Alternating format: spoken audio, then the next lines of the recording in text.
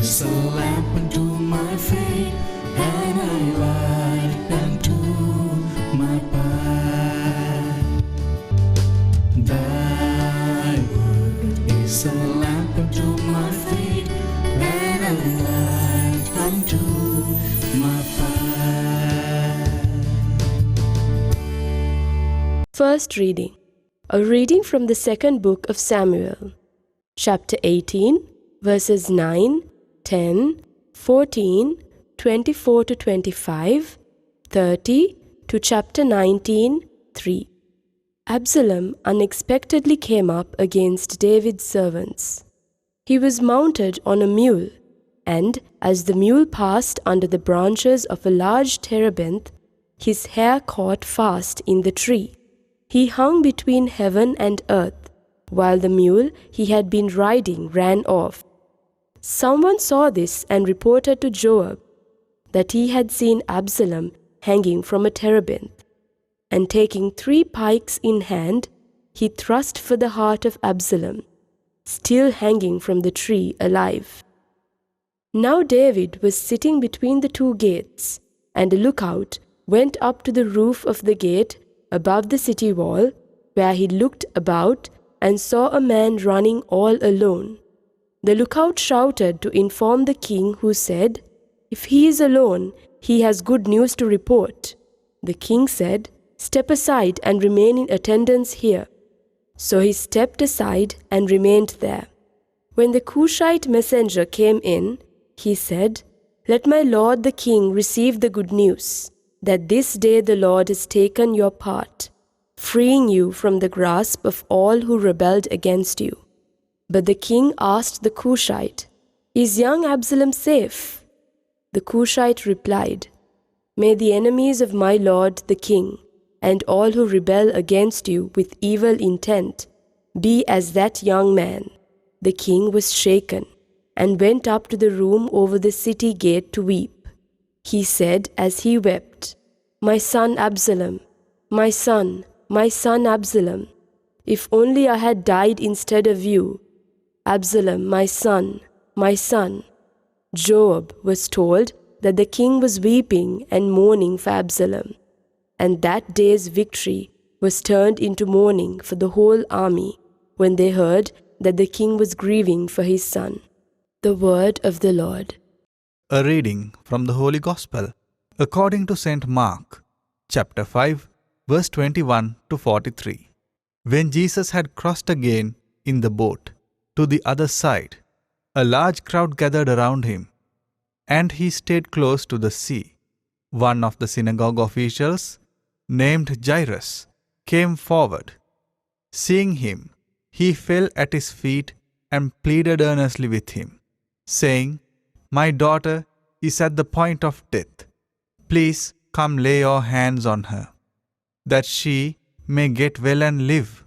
He went off with him, and a large crowd followed him. There was a woman afflicted with hemorrhages for 12 days.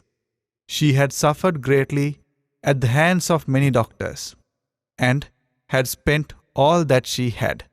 Yet she was not helped, but only grew worse. She had heard about Jesus and came up behind him in the crowd and touched his cloak. She said, "If I but touch his clothes, I shall be cured." Immediately her flow of blood dried up. She felt in her body that she was healed of her affliction. Jesus, aware at once that power had gone out from him, turned around in the crowd and asked, "Who has touched my clothes?" But his disciples said to him, "You see how the crowd is pressing upon you, and yet you ask, 'Who touched me?'" And he looked around to see who had done it. The woman, realizing what happened to her, approached in fear and trembling. She fell down before Jesus and told him the whole truth. He said to her, "Daughter, your faith has saved you. Go in peace and be cured of your affliction." While he was still speaking, people from the synagogue official's house arrived and said, "Your daughter has died. Why trouble the teacher any longer?" Disregarding the message that was reported, Jesus said to the synagogue official, "Do not be afraid, just have faith." He did not allow anyone to accompany him inside, except Peter, James, and John, the brother of James. When they arrived at the house of the synagogue official, he caught sight of a commotion, people weeping and wailing loudly. So he went in and said to them, "Why this commotion and weeping? The child is not dead but asleep." And they ridiculed him. Then he put them all out. He took along the child's father and mother, and those who were with him, and entered the room where the child was. He took the child by the hand and said to her, "Talitha koum," which means, "Little girl, I say to you, arise." The girl, a child of 12, arose immediately and walked around. At that they were utterly astounded. He gave strict orders that no one should know this, and said that she should be given something to eat. The Gospel of the Lord. My dear friends, for our spiritual reflection today, we are presented with two instances where Jesus healed two females. In the first instance, a woman who came in search of healing from Jesus secretly touched the cloak of Jesus and she was healed. And Jesus wanted to elicit her faith from this healing. Therefore, Jesus wanted to find out who it was. And the woman came forward and Jesus told her, "Woman, your faith has made you well." And then, my dear friends, the second instance, a girl who was very ill was announced that she was dead. When the father came and asked Jesus to heal his daughter, on the way it was announced that she was dead. But Jesus all the more went to her home, her sick bed, and asked the girl to arise. My dear friends, at that moment, the Gospel says, when Jesus said the girl is not dead but sleeping, people laughed. They mocked at Jesus. But my dear friends, Jesus made use of that opportunity to erase the doubt in their minds by taking the girl by hand and raising her up. Yesterday, my dear friends, I mentioned where Jesus told this man who was healed of evil powers to go out to his home and tell the people how much Jesus had done.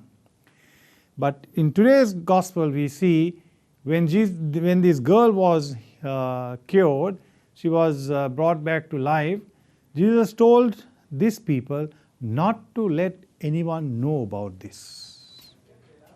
My dear friends, bringing forth this child from her sickness and taking the sickness out of her, and almost a person who was pronounced dead is brought back to life, Jesus tells not to let anyone know. That means, my dear friends, that was an instance where Jesus wanted people to keep it to themselves, because the resurrection of Jesus, coming to new life, my dear friends, was to be proclaimed by Jesus' resurrection itself.